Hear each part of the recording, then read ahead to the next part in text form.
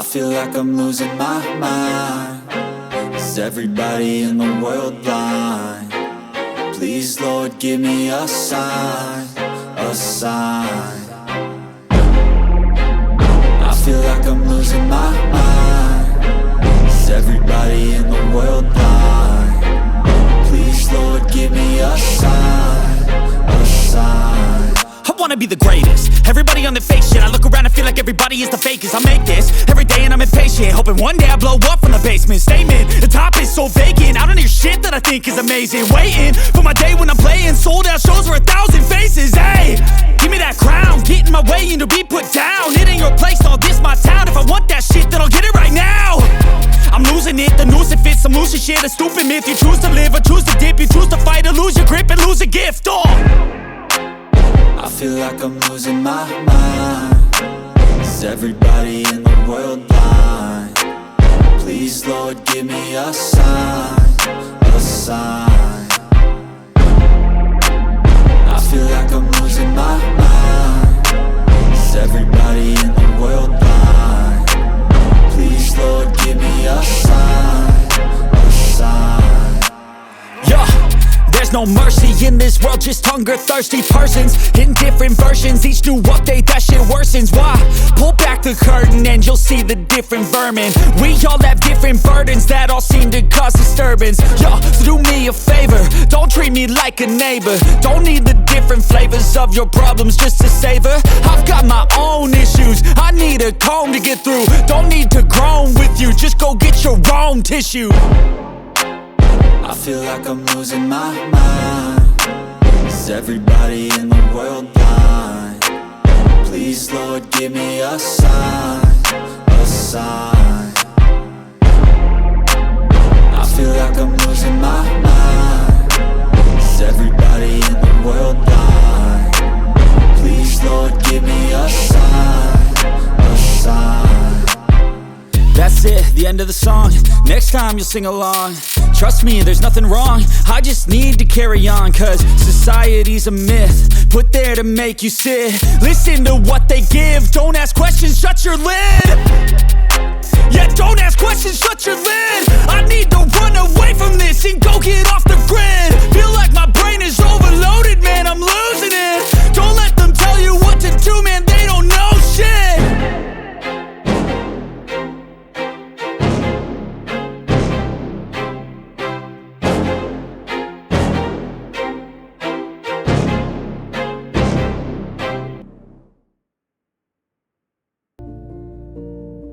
We're playing Monopoly. He says, what do you think we're doing?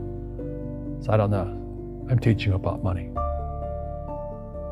And then that's when, you have one green house. He says, there's many formulas for great success in money. There's thousands of them. But one of the best ones is found on the game of Monopoly. It still is today. 4 green houses, 1 red hotel. I said, what?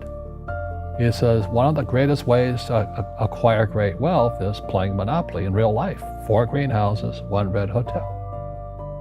Well, is that all there is? He goes, that's it. And he says, what do you think I'm doing? And I went, I don't know. So then he took me out and he showed me his greenhouses. And 10 years later, when I was 19, I was now in school in New York, and I come back to Hawaii, and Rich Dad had bought the biggest piece of land smack dab in the middle of Waikiki Beach. And when you go to Waikiki Beach today, you'll see the Hyatt Regency Hotel.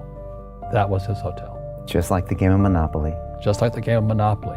Acquired assets and they became bigger assets. He just kept what's called an assemblage, because that property wasn't that big at the time. So he had to buy out all the small guys. Because Waikiki was a little dirt water little town. So he'd buy out this shop owner and buy that shop owner. And it took him a while, but he finally assembled this large piece of property. And then he and Hyatt put up this giant hotel. And it just sold for $800 million. So that's how I learned about money.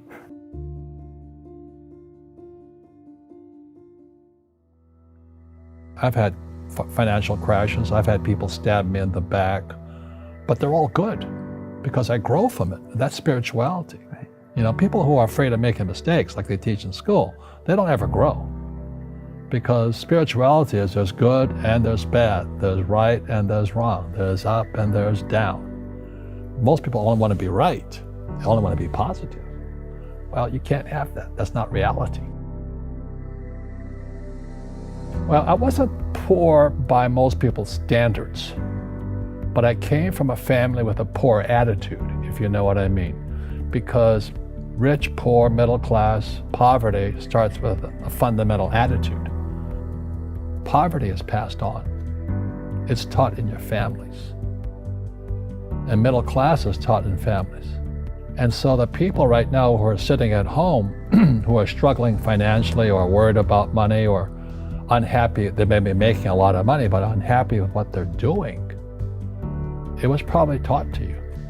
You know, your superego was taught, get a job, work hard, or you'll never be rich, or the rich are evil, or whatever.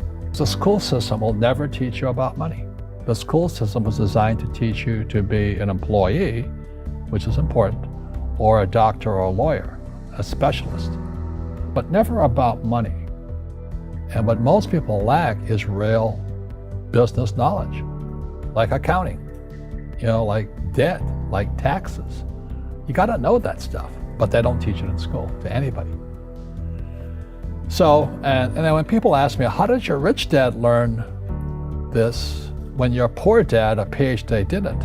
And the answer is very simply, my rich dad, who's my best friend's father, his father died when he was 13. So his rich dad had this family business at 13 to run. So he had to drop out of school, which was his blessing. There's blessings, and sometimes the blessing doesn't look like a blessing, but it turned out to be a blessing. And then his teachers became his bookkeeper, his accountant, his attorney, his banker, his real estate agents. So he has what I call real teachers, not these fake teachers in school. You see, most teachers in school, they're out of ethics. They teach subjects they themselves don't practice. I asked the teacher, I said, I'm in my third year of calculus now. It was called strength of materials. I said, am I ever going to use this stuff? He goes, no.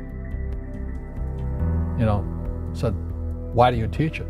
He says, because I get paid. I said, do you ever use it? He goes, no. And that's why, you have to, in life, one of the things I suggest to people, you got to find a real teacher versus a fake teacher. And a fake teacher is somebody who doesn't do what they teach. And a real teacher is doing what they teach every day. So my accountants, my attorneys, they're in it every single day. That's how I learn, because every day I'm solving problems in my business.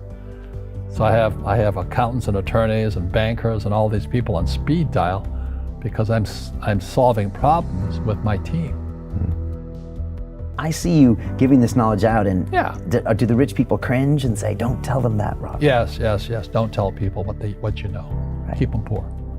But, unfortunately, the poor, as was in the Bible, I'm not real religious, the poor will always be amongst us because it starts up here. Right, it's that fear mentality. It's in their words, and the words become flesh. Again, I'm not really religious. I flunked out of Sunday school also. But when they say I can't afford it or I can't do that, they go down. They become what they say. My PhD daddy says, what do you think I am, made of money? I can't afford that. And my rich dad would say, that's why he's poor. Poor people say, I can't afford it, I can't do that, I don't have time. Because it's an escape. It's an escape, you know what I mean? It's easy to say, I can't afford it. And your rich dad used to say what instead of, I can't afford it? How can I afford it? How can I do that? What would it take, or why should I do that? He says that a question opens the mind, a statement closes the mind. So when you say, I can't afford it, your mind shuts down, and you become what you say. Rugby is a team sport, but so is soccer. The rules are different. And other people are golfers. They play by themselves. And so everybody's different. So my game financially is business, number one. Second is real estate. So what I say to young people is, you find your game.